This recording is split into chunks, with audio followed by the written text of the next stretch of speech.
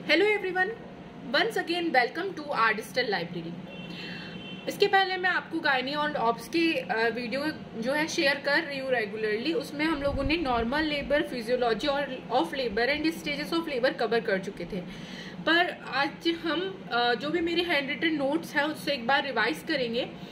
यदि आप स्लाइड से देखना चाहते हैं तो वहां से देख सकते हैं, बट एक बार आपकी खुद के नोट्स प्रिपेयर हो जाए इसलिए मैं ये वीडियो अगेन बना रही हूँ। नॉर्मल लेबर, सबसे पहले हम देखते हैं डेफिनेशन ऑफ नॉर्मल लेबर क्या होती है। तो series of events that takes place into the genital organs in order to expel viable product of conception through vagina through womb into the outer world is called labour. यानी ऐसा event जो genital organ में हो रहा है, किस लिए हो रहा है? वायबल प्रोडक्ट ऑफ कंसेप्शन, जो भी कंसेप्शन का प्रोडक्ट था उसको बाहर निकालने के लिए जो इवेंट जेनिटल ऑर्गन में हो रहा है, किसके थ्रू? वेजाइना के थ्रू, वुम्ब से आउटर वर्ल्ड में, into the outer world is called labour. तो ये हमारी एक डेफिनेशन थी कि series of event that takes place into the genital organ in order to expel viable product of conception through vagina through womb into the outer world is called labour. तो ये चीज आपको क्लियर होनी चाहिए। Exactly same definition ये जो लिखी हुई है उसी को हमें याद करना होता है, इसमें आप कोई भी फेरबदल नहीं कर सकते। देन आता है, इसको हम फ्लो चार्ट के फॉर्म में भी कैसे प्रेजेंट कर सकते हैं एग्जाम में। तो events of labour into the genital organ, product of conception through vagina from womb into the outer world is called labour. तो ये एक प्रेजेंटेशन जो होता है वो एग्जाम के लिए सही होता है। देन आते हैं हम some point of normal labour. हम कब कहेंगे कि जो लेबर है वो नॉर्मल कंडीशन में है? तो स्पॉन्टेनियस ऑनसेट इन टर्म, यानी जो पेन जो शुरू हुआ है वो टर्म लेबर में हुआ। टर्म लेबर मतलब जो उसकी एक्सपेक्टेड डेट ऑफ डिलीवरी है, यानी उसके यदि 9 मंथ कंप्लीट हो रहे हैं तभी जो है पेन स्टार्ट हुआ है, तो उसे हम नॉर्मल लेबर कहते हैं। इसकी पहली कंडीशन हो गई। सेकेंड होता है वर्टेक्स प्रेजेंटेशन। वर्टेक्स प्रेजेंटेशन मतलब मैं आपको यहाँ पर लाई क्या होता है, एटीट्यूड क्या होता है, उसके बारे में भी अच्छे से एक्सप्लेन करूंगी। तो वर्टेक्स प्रेजेंटेशन होना चाहिए, यानी जो बेबी है उसका हेड वाला जो रीजन है वो मदर की वेजाइना की तरफ होना चाहिए, एक तरीके से हम ये कह सकते हैं। विदाउट अनड्यू प्रोलॉन्गेशन, यानी जो labour first stage second stage की जो भी टाइमिंग दी हुई है उतनी ही टाइमिंग हो, उससे ज्यादा एक्सटेंड ना करे। विथ मिनिमल एड्स, यानी जो कॉम्प्लिकेशंस हो वो ना हो या बहुत ही कम अमाउंट में हो, जो मदर या बेबी की हेल्थ के लिए टिपिकल ना हो, है ना।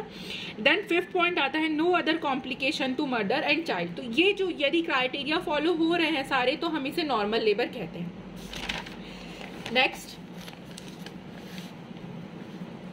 नेक्स्ट है this is called normal labour other than it is known as abnormal labour, यानी इसके अलावा यदि कुछ होगा तो ये एबनॉर्मल लेबर होगा। देन आता है कॉजेज ऑफ लेबर, क्यों जो है लेबर की प्रोसेस स्टार्ट होती है। ये बहुत इंपॉर्टेंट है, इससे 5 मार्क्स का क्वेश्चन 2013 का जो पेपर था उसमें आ चुका है, और वाइवा में भी आपसे इसका क्वेश्चन पूछा जाता है कि कॉजेज ऑफ लेबर क्या है, क्यों लेबर पेन स्टार्ट हुआ। तो इस तरीके से आपको एक फ्लो चार्ट के फॉर्म में यहाँ पर तैयार करना है। कॉजेज ऑफ लेबर क्या है? तो बिकॉज ऑफ अननोन फैक्टर, एक अननोन फैक्टर की वजह से, कोई भी नोन फैक्टर नहीं है वहां पर, आज तक डिफाइन नहीं हुआ है। क्या होता है? HPA axis of foetus stimulate, यानी हाइपोथैलेमस पिट्यूटरी एक्सिस जो है फीटस की वो स्टिमुलेट होती है, ट्रिगर होती है, एंड सिक्रीट करती है कॉर्टिसोल और ग्लूकोकॉर्टिकॉइड एंड एड्रेनलिन, यानी वहां से कॉर्टिकोसोल, ग्लूकोकॉर्टिकॉइड हार्मोन और एड्रेनल हार्मोन रिलीज होता है। तो क्या देखा अभी तक हमने कि because of known factor HPA axis of foetus जो है वो स्टिमुलेट होगी और सिक्रीट करेगी कॉर्टिसोल को या ग्लूकोकॉर्टिकॉइड को और एड्रेनलिन को, और वो जो है ये सारी जो भी हार्मोन है ये सर्कुलेट होते हैं प्लेसेंटा के थ्रू। जैसे ये सर्कुलेट होंगे तो ये क्या करेंगे? Higher level of oestrogen and progesterone, मतलब higher level of oestrogen and lower level of progesterone by placenta. यानी आप जानते हो कि प्रेगनेंसी मेंटेन कौन सा हार्मोन करता है? तो प्रोजेस्टेरॉन हार्मोन करता है। तो यहाँ पर क्या होगा? Because of this hormones oestrogen का लेवल सडनली हाई होता है, प्रोजेस्टेरोन का लेवल जो है वो डाउन होता है। तो अब ये जैसे ही हार्मोनल चेंजेस हुए तो यहाँ पर कुछ चेंजेस देखे जाएंगे मदर एंड बेबी दोनों में। तो क्या होता है, पहले हम यहाँ से 2 बाइफरकेशन हम करते हैं कि एस्ट्रोजन जो है वो करेगा जाएगा मैटरनल पिट्यूटरी ग्लैंड में और उसको स्टिमुलेट करेगा। एस्ट्रोजन बढ़ा था, वो जाता है मैटरनल पिट्यूटरी में और उसको स्टिमुलेट करता है और देन सिक्रीट करता है क्या, ऑक्सीटोसिन हार्मोन सिक्रीट करता है और ये एक्टिवेट करता है मायोमेट्रियल कॉन्ट्रैक्शन सिस्टम को। तो अभी तक हमने क्या देखे कि एक अननोन फैक्टर था, उसकी वजह से HP axis of foetus stimulate हुई, उसने कॉर्टिकोसोल, ग्लूकोकॉर्टिकोइड और एड्रेनल हार्मोन को सिक्रीट की जो सर्कुलेट हुआ प्लेसेंटा के थ्रू। इसकी वजह से एस्ट्रोजन का लेवल हाई हुआ, प्रोजेस्टेरोन का लेवल जो है वो डाउन हुआ। अब यहाँ से 2 कंडीशन डेवलप होती है। एक, मदर की बॉडी में मैटरनल पिट्यूटरी में ये जो हार्मोन है एस्ट्रोजन जो है वो पहुंचकर और इसको स्टिमुलेट करता है, जिसकी वजह से ऑक्सीटोसिन रिलीज होता है और मायोमेट्रियल कॉन्ट्रैक्शन सिस्टम स्टिमुलेट होता है। अब आता है फीटस में क्या चेंजेस हुए। तो ये जो एस्ट्रोजन और प्रोजेस्टेरोन का लेवल जो चेंज हुआ था, अल्टर हुआ था, उसकी वजह से फीटस मेम्ब्रेन, जो फीटल मेम्ब्रेन होती है आगे हम पढ़ेंगे, उसमें चेंजेस आते हैं। उस चेंजेस की वजह से प्रोस्टाग्लैंडिन E2 और F2 रिलीज होता है और यहाँ पर मायोमेट्रियल कॉन्ट्रैक्शन सिस्टम रिलीज होता है। यानी ओवरऑल यहाँ पर प्लेसेंटा से जो हार्मोन आए एस्ट्रोजन और प्रोजेस्टेरोन को जो उन्होंने बढ़ाया और यहाँ पर मदर और फीटस दोनों की वजह से एक मायोमेट्रियल कॉन्ट्रैक्शन सिस्टम जो है वो स्टार्ट हुआ। तो ये नोट्स आपको प्रिपेयर करने हैं, साथ साथ एग्जाम में लिखने में बहुत ज़्यादा यूजफुल होते हैं और इनसे क्वेश्चन पक्का ही है कि आता है। अब हम देखते हैं प्री लेबर स्टेज क्या होती है। प्री लेबर स्टेज मतलब क्या, लेबर के स्टार्ट होने के पहले हमें क्या क्या कंडीशन देखने को मिलती है। तो it started before 2 to 3 weeks, यानी 2 से 3 हफ्ते पहले जो लेबर स्टार्ट होना, रियल लेबर स्टार्ट होना, उसके 2 से 3 हफ्ते पहले अपने को ये कंडीशन जो है देखने को मिलेगी। तो डॉक्टर जो है वो इसको पहचान कर, इन कंडीशंस को पहचान कर ही बता देते हैं कि इसकी एक्सपेक्टेड डेट ऑफ डिलीवरी, यानी डिलीवरी की डेट जो है वो पास में है, अबाउट 2 से 3 हफ्ते के बाद इसको डिलीवरी हो जाएगी, है ना। तो यहाँ पर क्या क्या इवेंट्स देखने को मिलते हैं हमें। सबसे पहले तो हमारे लिए नाम याद करना ही इंपॉर्टेंट है। Lightening, cervical changes and false pain appearance and false labour. Lightening क्या होती है, सर्वाइकल चेंजेस क्या होते हैं और फॉल्स पेन अपीयरेंस या फॉल्स लेबर क्या होता है। तो लाइटनिंग मतलब क्या, फंडस प्रेशर कम होने की वजह से होने से हल्कापन महसूस होता है। यदि यही लाइटनिंग है, इसे वेलकम साइन भी कहते हैं। इससे सिफेलोपेल्विक डिस्प्रपोर्शनल ना होने का पता चलता है। इसको ध्यान से समझिए।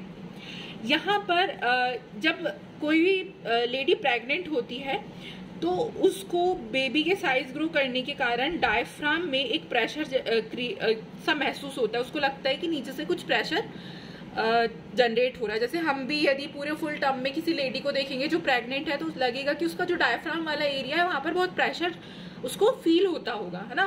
तो जब वो प्रेशर रिलीज हो जाए, यानी ये जो बेबी है वो यहाँ से आकर थोड़ा नीचे खसक जाए, यानी सिफेलिक वाले पार्ट से नीचे आ जाएगा, तो उसको क्या होगा, एक रिलीज महसूस होता है। तो उसको वो जो हल्कापन महसूस होता है उसे ही हम लाइटनिंग कहते हैं। इसे वेलकम साइन भी कहते हैं। वेलकम साइन मतलब बेबी आने वाला वेलकम साइन है।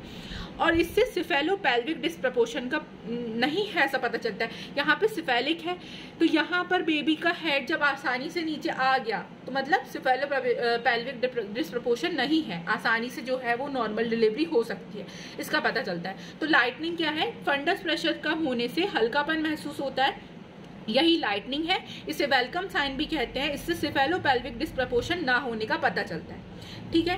देन हम इसमें और क्या लिख सकते हैं, सर्विक्स के श्रिंक होने से फीटस नीचे आता है तथा डायफ्राम से फीटस के नीचे आने के कारण नीचे आने के कारण कार्डियो रेस्पिरेशन नॉर्मल होने लगता है, यही लाइटनिंग है। सर्विक्स श्रिंक होगी, फीटस नीचे आएगा।